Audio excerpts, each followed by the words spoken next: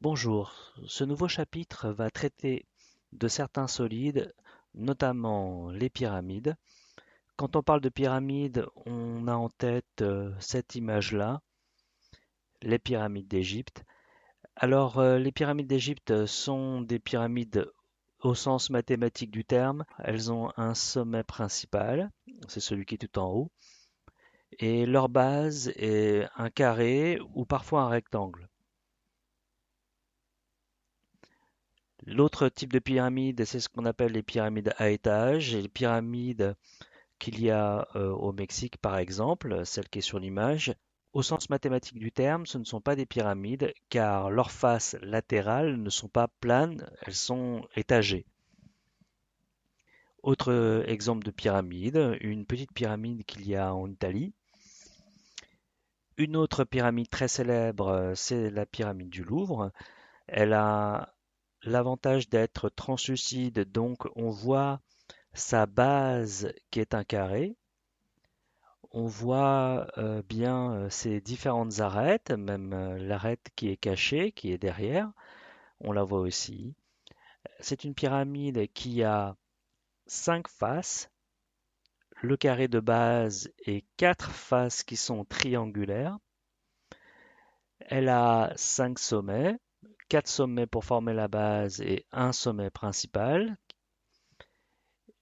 Et elle possède 8 arêtes, 4 pour former la base et les 4 pour aller vers le sommet principal. Une pyramide, qu'est-ce que c'est? C'est un solide dont la base est un polygone, ici c'est un carré, et dont toutes les autres faces, qu'on appelle faces latérales, sont des triangles. Et ces triangles se rejoignent en un seul et même sommet. D'autres exemples de pyramides, là j'ai représenté des dés. Ce sont des dés à 4 faces. Ces pyramides, on les appelle aussi particulièrement tétraèdres. Tétra voulant dire 4, èdre voulant dire face. Un autre tétraèdre ici, c'est l'équivalent du Rubik's Cube, mais sous forme pyramidale. La pyramide représentée ici est une pyramide quelconque. La base est le polygone représenté en rouge, A, B, C, D, E, F, G. Il a 7 côtés. Le sommet principal de la pyramide est le point S et SH est sa hauteur. On va se placer au-dessus de la pyramide, donc on va bouger un peu, voilà. Et donc on voit le quadrilatère A, B, C, D, E, F, G qui est la base de la pyramide. C'est un quadrilatère quelconque. On peut se placer sous la pyramide, nous verrons à nouveau le même quadrilatère, mais à l'envers. Je vais remettre la pyramide dans son sens. Nous allons faire tourner un petit peu la pyramide. Les faces latérales, ce sont des triangles. Triangle quelconque. Ici, je m'arrête. Cette face est un triangle, cette face aussi, etc. Ce sont toutes des triangles quelconques qui ont un point commun, c'est le sommet S. Ici, une face latérale, une autre face latérale qui est triangulaire, une autre face latérale qui est triangulaire. La pyramide a pour hauteur SH que l'on voit en pointillé, H étant un point de la base. Attention car la pyramide peut être penchée et donc la hauteur située en dehors de la pyramide.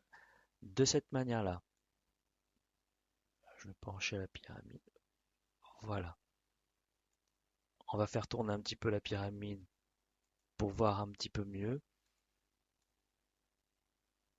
Là, c'est une pyramide penchée, hein, et on voit ici que la hauteur est située complètement en dehors de la base de la pyramide.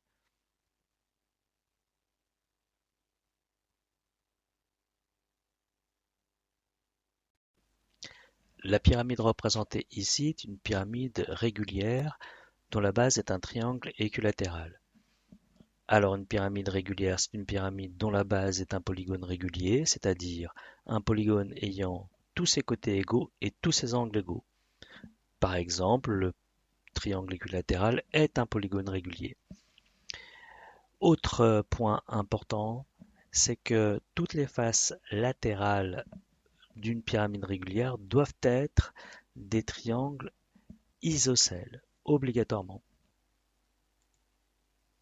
Là, je me place au-dessus de la pyramide. On voit donc la base ABC. C'est un triangle équilatéral. Je me place en dessous, même chose, hein. SH est la hauteur. Et pour que la pyramide soit régulière, il faut que H soit positionné de manière assez spéciale. Voyons ça. Ici, je me place au-dessus. Sous la pyramide, on voit le point H. Le point H est donc l'intersection des médianes du triangle équilatéral. Les médianes sont aussi les hauteurs, les médiatrices, les bissectrices, mais je préfère parler de médiane ici, on verra plus tard pourquoi. Donc pour que la pyramide soit régulière, il faut que H soit à l'intersection des médianes de la base. Les triangles qui sont les faces latérales de la pyramide, donc je répète, sont des triangles isocèles, pas nécessairement équilatéraux, ils peuvent l'être. C'est ce qu'on va voir là.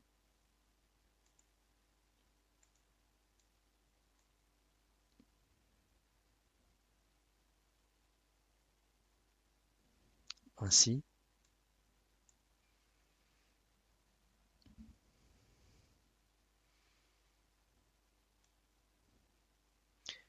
toutes les faces latérales sont des triangles équilatéraux. C'est donc ce qu'on va appeler ici, cette fois-ci, un tétraèdre régulier. Ici, un autre exemple d'une pyramide régulière, une pyramide dont la base est un carré. Je rappelle qu'une pyramide régulière est une pyramide ayant une base qui est un polygone régulier et dont les faces latérales sont des triangles isocèles. Qu'est-ce qu'un polygone régulier? C'est un polygone ayant tous ses côtés égaux et tous ses angles égaux. Dans la famille des quadrilatères, le seul quadrilatère régulier, c'est le carré. C'est le seul à avoir à la fois tous ses côtés égaux et à la fois tous ses angles égaux. Prenons l'exemple du losange ou du rectangle. Le losange a bien tous ses côtés égaux mais pas tous ses angles égaux.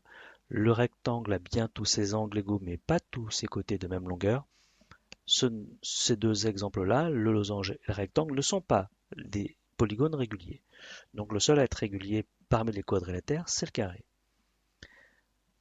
Pour cette pyramide que nous voyons ici, si on la fait tourner un petit peu, on voit que toutes les faces latérales, SAD ici par exemple, SCD, SBC, ce sont toutes des triangles isocèles en S. La hauteur de cette pyramide SH aboutit au centre du carré, c'est-à-dire à l'intersection de ses diagonales.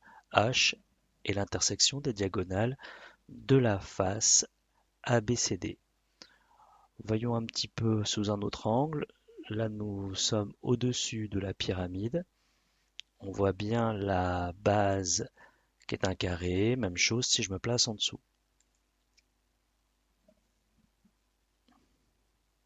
Voilà, c'est fini pour cette petite introduction aux pyramides. Merci d'avoir écouté.